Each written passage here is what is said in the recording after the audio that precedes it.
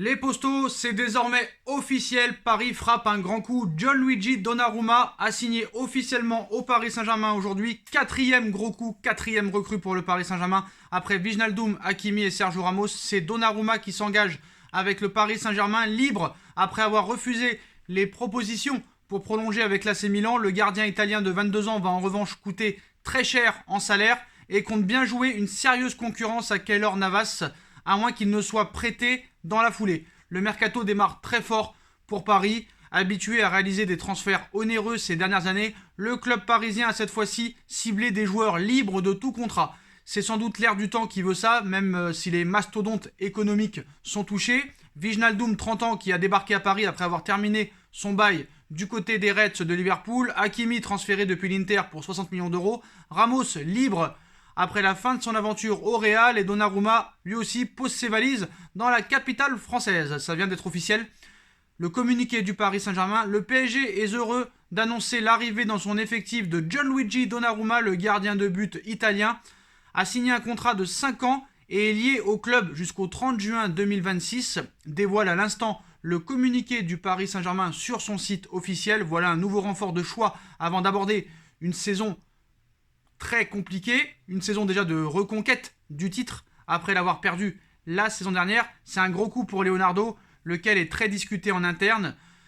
Donnarumma avait l'avantage d'être libre comme l'air, vraiment, après avoir refusé de prolonger à l'AC Milan. Son club de toujours, où il a fait ses grands débuts à l'âge de 16 ans, maintenant il le quitte et maintenant c'est direction le Paris Saint-Germain.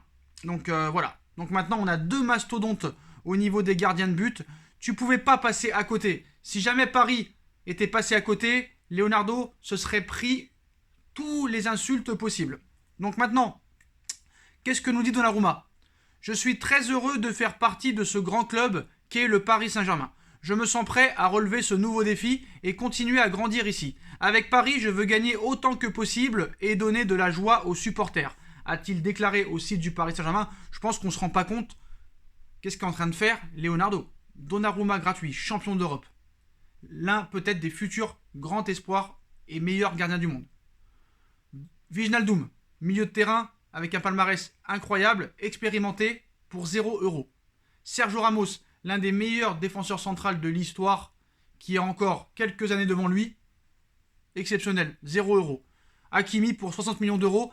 Et on va parler un petit peu du match contre Le Mans, victoire du PSG 4-0. Déjà, Hakimi, premier match, première passe décisive. Il a fait un petit récital sur le côté droit sur le but de Ismaël Garbi. Alors Ismaël Garbi, il m'a assez impressionné. Bon, certes, c'était Le Mans en face, mais pour moi, il a 10 Keys Ruiz à chaque jambe. Ismaël Garbi, les Postos, à suivre avec intérêt. Xavi Simons s'est rentré. Un but, une passe décisive. Il faudra peut-être aussi compter sur lui cette saison. Mais voilà, ça a fait vraiment deux bonnes impressions. Et ce Ismaël Garbi, j'en ferai une vidéo, les Postos, dites-moi en commentaire.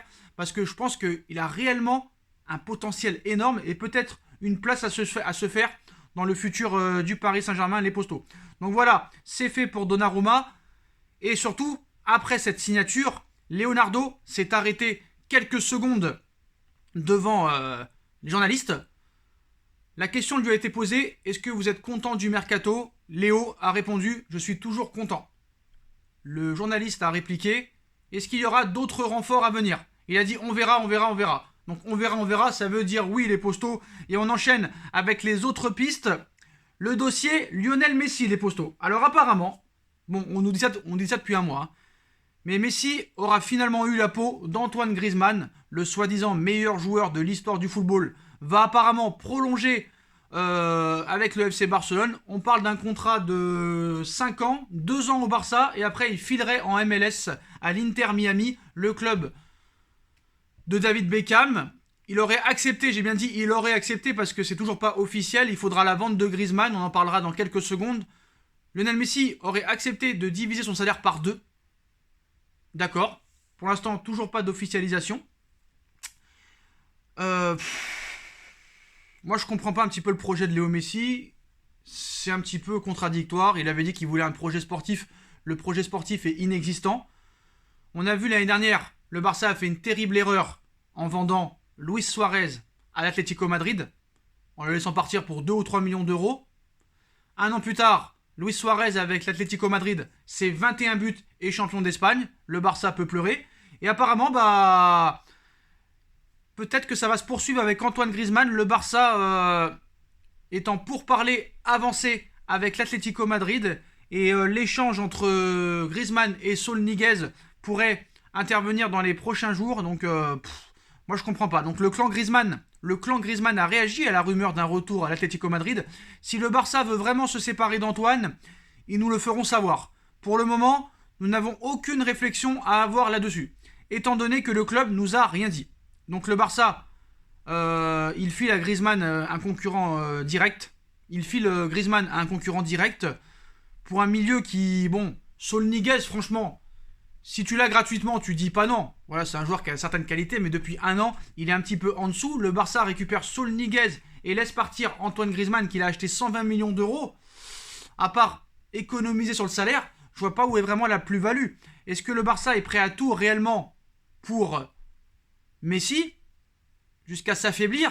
Faut pas oublier que Ousmane Dembélé, les postos, est forfait jusqu'au mois de décembre et ne sera pas disponible. S'ils vendent Antoine Griezmann, en plus, Moriba a été mis en réserve parce qu'il refuse de prolonger. Ansu Fati est en fin de contrat la saison prochaine et lui aussi n'est pas encore rétabli à 100% de sa blessure. Ça risque d'être problématique maintenant. Alors certes, Sergio Agüero, il n'est pas prêt de revenir de vacances. Il a un âge assez avancé. Messi n'est pas prêt de revenir de vacances pour l'instant non plus, donc ça va être compliqué. Donc Messi aura eu finalement peut-être la peau d'Antoine Griezmann. Donc Griezmann, si il signe à l'Atlético Madrid en échange de Saul Niguez, touchera 26 millions d'euros bruts à l'Atlético, 3 millions de plus qu'au FC Barcelone.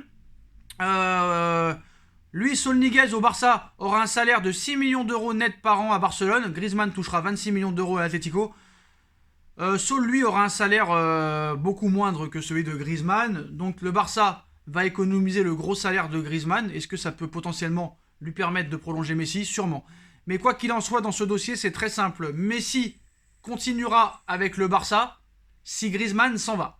Et tant que Griezmann ne sera pas transféré, Lionel Messi ne pourra toujours pas prolonger et ne pourra pas être inscrit avec Eric Garcia, Sergio Agüero et Memphis Depay dans la liste de la Liga. Donc tout dépend de Griezmann en fait. En ce qui concerne les autres dossiers, les postos, bah là, comme c'est très mal embarqué pour Léo Messi, mais apparemment Léo Messi, tant qu'il n'aura pas prolongé au FC Barcelone, garde le PSG au cas où. Voilà. Alors est-ce qu'il utilise le PSG pour avoir peut-être ce qu'il veut? C'est possible, mais voilà. Paris reste toujours attentif à la situation. Leonardo l'a confirmé devant les caméras. Ce mercato n'est pas fini, les postos. Et offensivement, il va falloir trouver une solution. Moïse Kean ne reviendra peut-être pas. Et Paris s'intéresse à d'autres joueurs.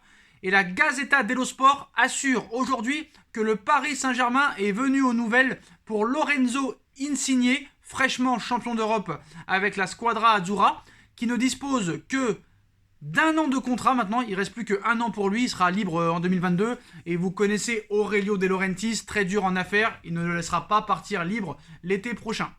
Donc Paris serait intéressé si jamais la piste Correa venait à ne pas aboutir. Paris serait prêt aussi à faire des échanges avec Naples.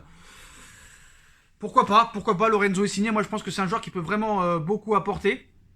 Donc ce serait assez intéressant de le voir. Franchement, moi, Lorenzo Insigne, je dis un grand oui. Honnêtement, je dis un grand oui. Alors certes, c'est un petit joueur. Il est très petit, 1m66. Mais voilà, quand tu vois des Verratti, quand tu vois Donnarumma, les Italiens seraient là. Pourquoi pas? J'ai envie de te dire pourquoi pas. C'est un joueur qui a de très, très bonne qualité, qui n'a pas peur de prendre ses responsabilités, des frappes lointaines. On a vu qu'il a fait un très bel Euro.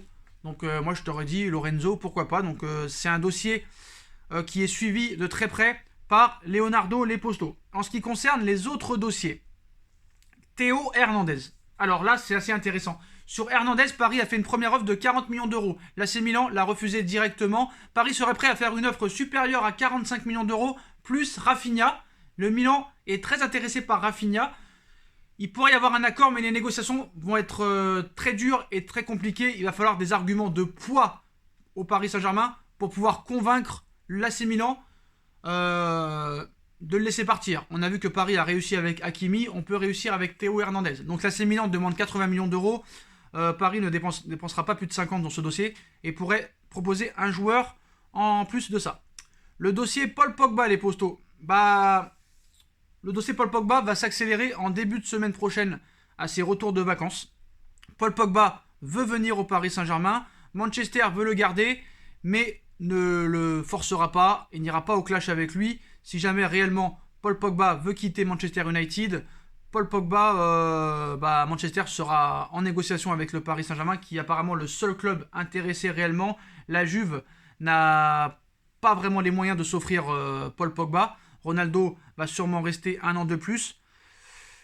Donc voilà, on sait qu'il est natif de la région parisienne et Paul Pogba pourrait donc rejoindre le Paris Saint-Germain afin d'évoluer en France. Lui qui avait déjà quitté très tôt la France pour rejoindre la Première Ligue et Manchester United.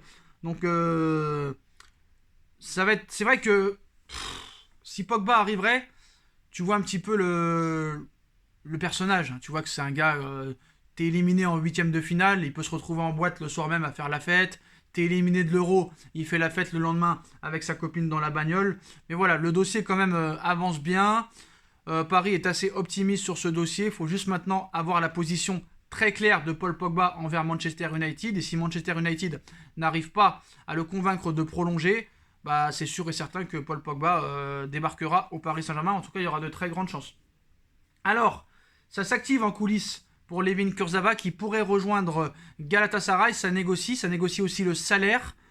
Ce qu'il faut savoir, c'est que Paris veut une vente, mais apparemment Galatasaray ne veut rien savoir. Et Galatasaray est le seul club vraiment intéressé par Kurzawa.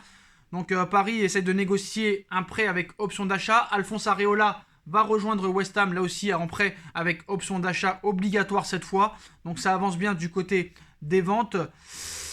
En ce qui concerne les autres pistes, pour l'instant, c'est tout ce qu'on a à l'heure actuelle. Donc, c'est assez bien, honnêtement. Je pense que c'est un mercato très intelligent, très structuré et qui peut nous emmener très très loin. Maintenant, il va falloir aussi se concentrer sur les doublures et ne pas se tromper parce que si jamais le dossier Hernandez venait à échouer, il faudrait trouver d'autres alternatives.